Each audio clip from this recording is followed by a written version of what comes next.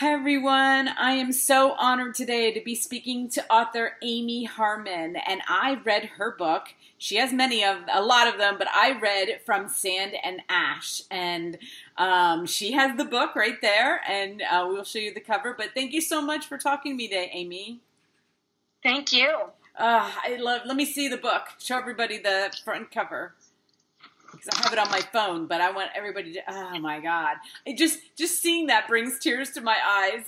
This book, Amy, okay, here's the thing. When I found you, I always wanted to read that book. Okay, I've seen it around, it's just always in my, vibration, right? And then, Sure. the book Making Faces started to come around, and I was like, no, okay, I'll read that book. And then the other one, A Different Blue, and I'm like, no, wait, I want to read, but I picked that one. I was like, okay, make a decision. So and I can't even tell you. I've been talking to everybody about this book because I read historical fiction all the time. Okay. And people always say to me, is that your favorite genre? Because you always do interviews with historical fiction. I think it kind of is. I think I do. And I've been reading a lot of World War II, but I am going to tell you this is in my top 2 favorite World War II books. Oh, that's so awesome. I can't even, I wish I could explain what this book did for me, but if I had to, before we started talking, before this interview, I was thinking, what was it? What was the difference? Because I've read so many of them, and I guess it's the characters. I think I fell in love with Eva, and why do I always want to say Ava? I guess because when I'm listening, I don't know what she says, but yeah, in Italy it's Ava. Okay, it's Ava. Even though it's EVA, it's still Ava. Yeah, it's okay. Ava. All right, because when I wrote it down, I was like, wait, Ava, right? Okay, and the person I was listening to said that, but I fell in love with her in a way that I don't know. I don't know what, I wish I could describe what you did for her, that I have never read another character like her. But, it is my utmost compliment to say that, I fell in love with her and her story. And okay, so I'm listening to it, and it's on Kindle. So the Whisper Sync is kind of going back and forth. And one night I was like, I'm finishing this. I can't. I cannot do this. I can't go to sleep. So I can't. I want to read all of your books now. It was just such a crazy ride, and it was just, I don't know. How'd you come up with the story? I don't even know. I just keep going on and on because. You know what? It was this book was kind of my Everest. Okay. It was kind of a book that I didn't know if I could write, just because the enormity of the setting. World War II, there were so many different, there's so many different stories, so many different theaters where this war took place that you could go about anywhere and have it. It was a world war, so it affected everybody, and it affected everybody a little bit differently. And so I didn't know much about Italy during World War II. I knew a lot about England and, of course, America, but I didn't know what happened to the Italians. We always think, the Italians were aligned with Germany, at least for a good part of the war. And so we don't think about them. But their story is, it's so intense what happened and how everything got worse for the Jews in Italy after they surrendered.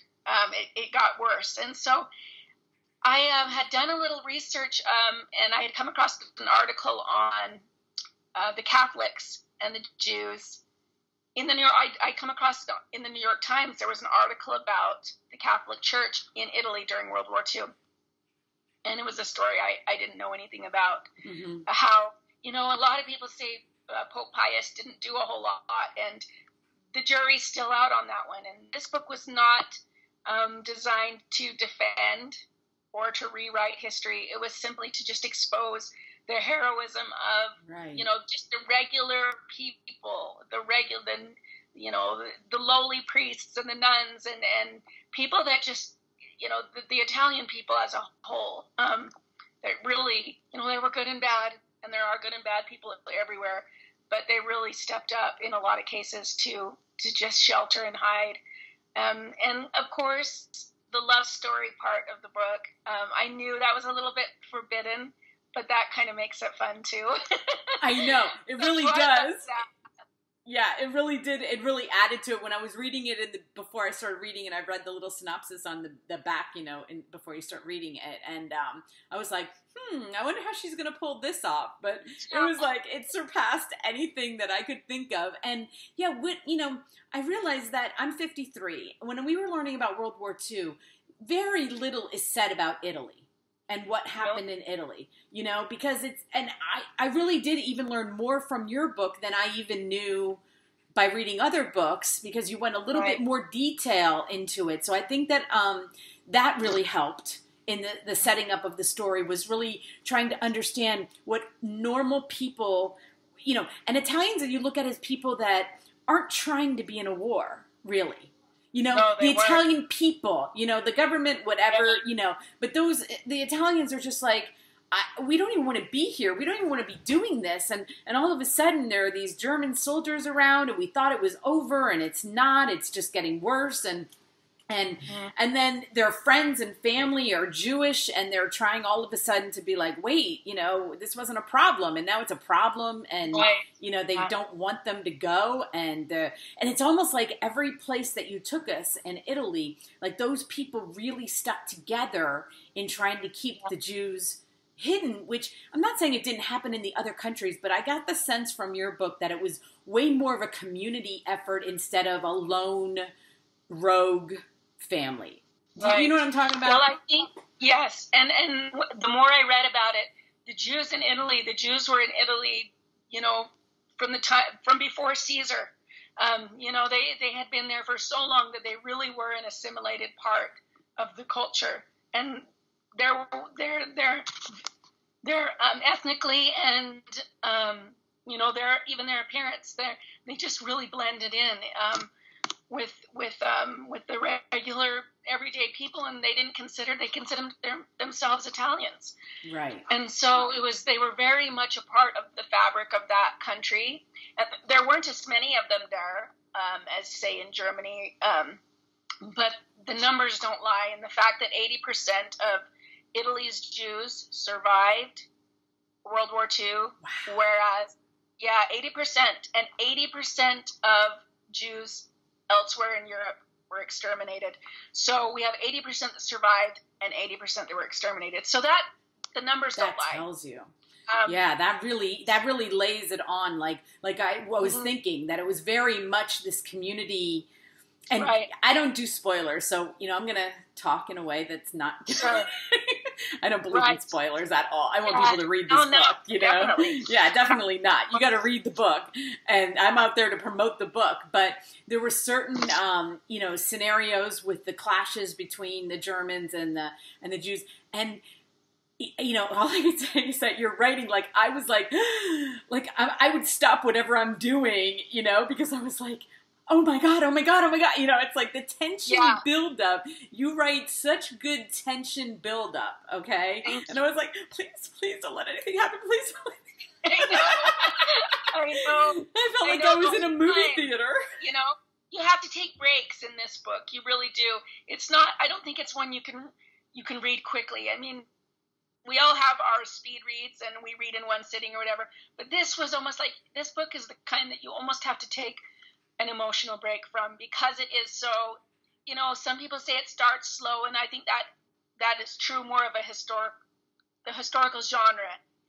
You have to set that stage, and it's so important. So I think that it just continues, the drumbeat continues to quicken the entire book, and so by the time you're at the end, everything's moving very quickly, and it is a breakneck pace right at the end where you just really can't breathe. Right. I think you have a really good way of making it, like, as the tension's building, like every word, as I'm reading, I'm like, and I'm flipping my like I could almost hear the noise, the music in the background. That's why I kind of felt like it was a movie. It's like you could almost hear the drum beat in the background going, and then this, and then this, and then that, and they're like, It was such an intense, impossible time, and it always makes me laugh when in reviews when people say, "Well, either they'll say it was a little predictable, and I think, well, it's historical, so you already know the history. I can't get away from the predictability of the history because you know it. But then other people say that it was completely unpredictable, and everything in that, even the storyline, and I won't give it away, but people say, well, the ending was so far-fetched. I have loads of people that contact. So many people contacted me and said, this reminds me of this story, and would relay it. Yes, there is an impossible factor to the end of the story, but everything that I wrote in that book was based on something that really happened. So the ending is not. I kind of like that. I don't know. I kind of like that it's, when some things are so predictable, or it's like quote unquote possible, I don't know. It lends to, I kind of like the fact that you had to stretch your imagination a little bit to realize. And you know what? Like you said, that based on something, how many stories have we heard coming out of World War II that were impossible? Like seemed impossible. Yeah, impossible. Yes. So like I said, I think when you take Italy as a different than, what was going on in Germany and everything, the network of people, like the church bells. Like, for instance. Yeah. So cool. Mm-hmm. Like, that they had a way of communicating. And they really were very, I don't want to say that they're smarter, but they really were smart about it. They were really good at handling the Germans and showing no expression and really figuring it out a little bit. And I don't know why, but it does seem like that might be the case. But like you said, the numbers don't lie. So they were doing something right. Okay. Yeah, they were. They really were. They were. And the Italian people were a lot of fun to write about and to get to know, because you have to get to know your people. And they had the sense of enough of the theatrical in them, and you get that there's enough of the bravado and the theatrical in them that they were kind of like, they had that, where the bluster that they really needed to pull it off in so many cases. And the more stories that I read about it and the more research I did, I was always impressed by the bluster and, the way that they just kind of, made things work, like bells or anything like that, or the way they just kind of, went along with, what was happening all the while they're hiding someone in their trunk, they just had kind of the personality of the people for me was a big part of the story. Honestly, in a way, it was almost like, like you're going to mess with us. Okay. Let's just, you know what I mean? Like, like you think you're better. You're not better. You can't mess. And and when you said that it was based, that was one of my questions, was because you hear all these stories out of World War II of how people survived.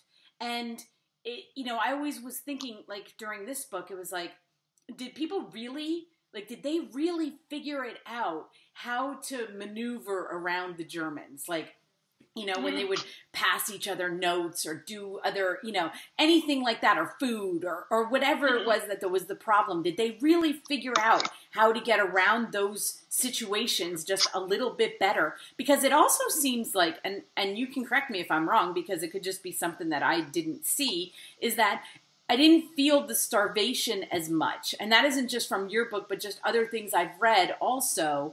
Not that they weren't hungry. I'm not trying to say that, but I mean the level of, it seemed like they figured out food a little bit differently too, Yeah. I don't know that specifically. I think one of the saving graces of the Italians and the Jews in Italy was that it was a very small window, compared to maybe other countries like Germany or Poland, or where they had years that they were hiding from the Jews, and in Italy, or from the Germans, and in Italy they had this window where the Italians basically surrendered to the Allies, and at that point they're in danger, because now they're no longer allied with Germany, and Germans then poured into the country. But it was a window of about 10 months that things were very dangerous compared to in other countries where it was years on end of hiding. And so that might be the difference. That's true. I didn't think of that. Yeah, I didn't think of that. The time period was a lot shorter before the end of the war. So the real danger for the Jewish population, right. Not for the Italian population. They suffered like everybody else during the war, but the Jewish population was better off in Italy right up until those last 10 months or so. Yeah. Well, the love story was so amazing because I was just like so rooting for them. And, you know, I love a good love story anywhere in there. But I want to talk about your writing because I went through, like I said, it was really hard to pick one of your books, okay? Because now, and then I read it and I'm like, I just wish I had enough hours in my day to read every single book of yours, okay? I mean, I cannot stress that enough. If I ever get like a vacation and I'll just bring your books and just go through them. That'd be great. But anyway, I was going through and I was like, oh my God. Now, I'm trying to count. I wanted to count before we got on here. Like you have 12, 13 books right now? I've just finished my 12th. It's not out yet. It's another historical and will be released by Lake Union Publishing, same publisher that as from Sand and Ash. Oh, that's awesome. I love your historical, so I'm always for that. But, you know, your other ones aren't that. Yeah, you go all kinds of genres, but you've only been publishing since 2012. I mean, that's 5 years, and you have all these different, I was like, wow, what is it like in her head? Like, what she's doing all these different genres, like. It's like, what book am I on? Oh, my God.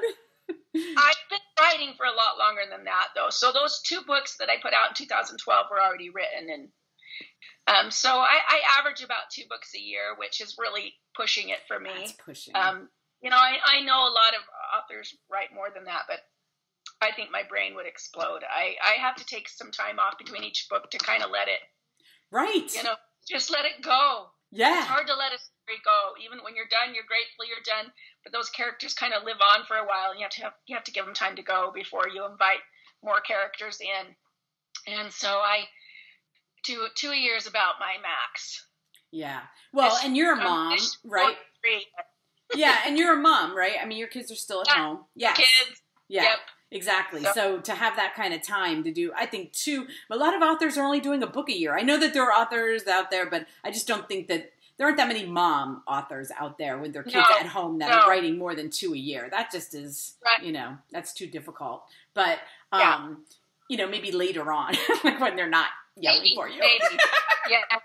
But yeah, I mean, that is really impressive, especially for how these stories, you know, just from reading this book to think of, when I went through your books, I was like, oh my God, I didn't realize they were in such a short period of time, you know, but so if you got your 12th one in, does that mean, are you taking a break or are you working on no break? No, because I self-publish and I traditionally publish. I was thinking that's another question I had because I was on your website and I was like, wait, some of these are self-published. Okay, right. Yes, some are self-published. So from Sand and Ash, it took a year before it came out, and that's the same thing as this new one that I just finished. It's called What the Wind Knows, and it takes place in 1920 in Ireland. But it will not come out until January of 2019. So I have this book written that I can't release because it's with a publisher and it's their timeline.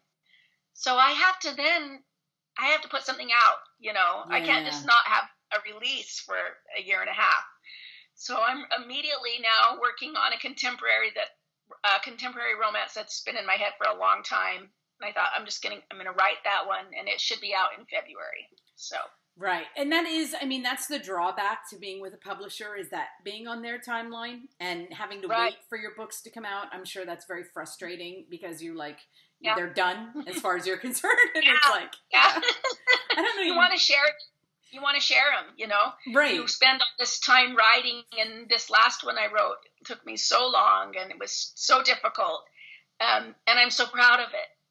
And now I want people to read it. And so it's going to be a while. I keep hoping my publisher decides, you know, to move it up, but probably not. Well, I'm happy that you keep writing because you are a very talented writer. I mean, like I said, just reading this book, I was just this morning, even thinking about this interview today, I was like getting all teared up again, just like I was when I was reading it. I mean, there were chapters that I would like be all teared up. I'm like, okay, calm down. Calm down. some hard chapters in From Sand and Ash. There are some very hard things in that book. Right. Now, did that book, I was trying to think of where I found it. Did that go really like big onto the New York Times bestseller or something? No, it was number one on Amazon, but because it's an Amazon publisher, it's kind of funny how the New York Times thing works. Right. When you release exclusively with Amazon, it doesn't matter how many copies you sell, you can't make the New York Times. You have to have it on several different platforms. So yes, it's been number one on Amazon several times. I think that's how I just don't understand that. And since I'm only on Amazon, it does make sense that I kept seeing it. Yeah. Because I don't understand how those things go. And I very rarely go into Barnes & Noble because I get all my books either on my phone or I get them delivered to me. But I love when I walk through there and I'm like, I've read all those on the stands. You know? Because it is, like you said, it can be the same, but it can be different, But Making Faces, did I see that one in Barnes & Noble or no? That one is in Barnes & Noble. Okay. Yeah, that one and A Different Blue is also Different in Barnes Blue, & Noble. right. That's why I'd heard of all three of those, and I was like, I must have seen them there because that cover is amazing. I love that cover. Did you pick that out? Yeah, I did. Did you? Yeah. I love that cover. It's funny because my niece used to be on the cover of A Different Blue, and then when I signed the deal for the print rights, I sold the print rights to a small publisher. I didn't have those files anymore with her picture, and they needed the files to produce the book, and we had to get a new cover. So it's kind of sad that the cover no longer has my niece on the front. But well, cover. I love when I see a good cover. I mean, that always excites me about the book. And when people say covers don't matter, they matter a lot. They really matter. Yeah, they really matter because it draws your eye, and the way that color on, I thought it was really cool. So, okay, I was on your website, and everybody should go to your website because you can get your books through there and read about them and everything. And I saw that you sang with Gladys Knight. I did. I was like, that is such a cool thing to say. You're like, the coolest thing about me is that I'm like, that's pretty good. That's pretty cool. Yeah, well, she's very cool, and I sang in her choir for 7 years. And when I moved to Utah, which is where I am now, that was in Las Vegas. When I moved here, I had a new baby and 3 other kids, and I just couldn't do it anymore. Actually, that's why I started publishing my books, was because my life changed, and I was like, I've got to do something different. Maybe I'll publish that book that I wrote forever ago. So that's kind of how that all started. But yeah, I did sing with her. That's awesome, because I always think of her like with the Pips, so. I definitely wasn't one of the Pips. I just sang in a choir that she directed. When we traveled around as a gospel choir. It was a lot of fun. Really? That is so cool. Yeah. I love gospel, so that would be that's a very cool thing. Plus, you must be an amazing singer to, Well, it seems to be better than I am now. It's been a long time. I haven't sung for a long time, Were you trained, were you, trained by, since you were, you just natural? No, just loved to do it and got lucky. Wow. Had some talent and got some opportunities, so. That's awesome. Yeah. Well, anyway, I can't wait. Do you have a title yet for the new historical fiction that's coming out? Yeah, the new historical fiction is called What the Wind Knows. That's kind of a mouthful. What the Wind Knows. What the Wind Knows. Oh, so where does it take place? That's the one that takes place in Ireland in 1920. Okay, cool. Oh, yes. Yeah. Oh, that's awesome. And it's going to be fun. That one isn't as tragic because the history is still tragic. It's Irish during the Irish Civil War. Yes. But it's tragic in a different way. It's not, it was a fun book to write. It was a fun book to learn the history, and it was a real fun book. I had a lot of family ties, and so I did my family history as I wrote the book. I was thinking that when you said that, I'm like, you must be Irish, because I interviewed another author, and he wrote a book about Ireland, and I was like, you're Irish, aren't you? He's like, yeah. I'm like, okay, because, it isn't in our, what did we learn about Ireland in school? Like, nothing? Yeah. Nobody knows anything. No, you really don't. I mean, you know that there were times that weren't good, but I don't even know how I know that. Okay. Right. Just because they weren't good for so long in Ireland that I guess it infiltrated through our knowledge. But yeah, most of us don't know much about it. Right. Well, that's awesome. I can't wait to read it. Please keep me updated. And I will have all of your links at the bottom so everybody can find your books. And can you show the cover of Sand and Ash one more time? Absolutely. And I was going to tell everybody what it meant, but I'm not going to. You have to read it. Let it figure it out. Yeah. That's right. Because that's what you love when you figure out a title. I love that's why. It used to be one of the questions I always asked authors, but now that I talk to them all the time, I'm like, no, I'm not going to ask that. You have to read, you have to figure it out yourself. When I figured it out, I was like, wow, perfect. Yeah. You know? So meaningful, yes. Yeah, so perfect. Well, thank you so much, Amy. I'm so happy that I got to know you, and thank you for that book. It changed me. I loved it. I'm telling everybody about it, so... Thank you. I appreciate it. It was fun to talk to you. Yes. Keep me updated, okay? I can't wait to see your next ones. Okay. Talk to you later. Thank you. Bye-bye. Bye.